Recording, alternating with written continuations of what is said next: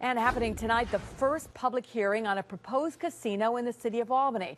Now, the Common Council is expected to gather opinions from city residents about a plan that would build a Las Vegas-style casino just off exit 23 of the Thruway.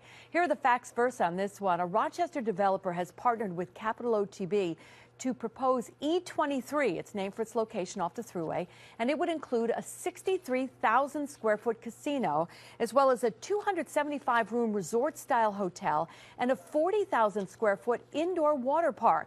The developers claim it'll bring at least 1,800 full-time jobs to Albany, as well as giving the city and county $11 million in new tax revenue. But tonight's hearing is just the beginning of a lengthy process that they'll need to go through to even be considered for that permit. And our Jennifer Lewke is live at City Hall, where the hearing will get underway in just a bit, with much more on what that process entails. Jen, fill us in. Well, Liz, as you said, this is just the first of many public meetings about this particular project to take place here in the city of Albany. But really, the reaction that the developers get from the public is crucial in this entire process. This is one of about a dozen projects statewide being proposed, and upstate, as we know, will get about 4 licenses to actually build casinos. And that application process just opened last week.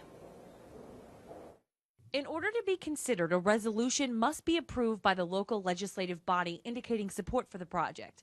That's what these developers are hoping the Albany Common Council will offer.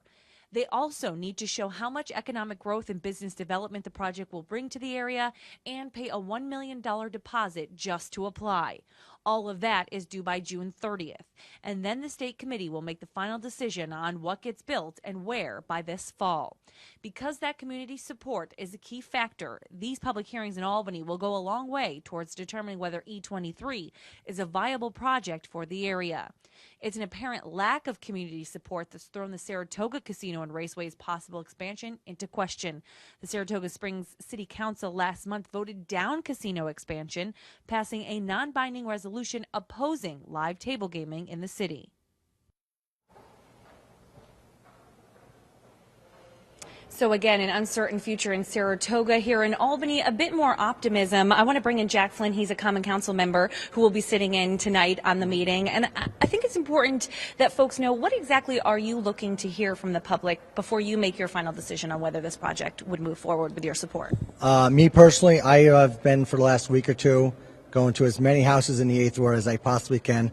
I want to get input from every person in the city of Albany, in the 8th Ward, as best as I can get, until I can make an informed decision on their views on casino, financially, socially, as best as I can. And what are you hearing? What's your opinion on it so far? The 8th Ward, I've probably been to about 100 people, residents, in the last week or two. Very optimistic. They're concerned about the taxes, obviously, in the 8th Ward. That's one of their main concerns.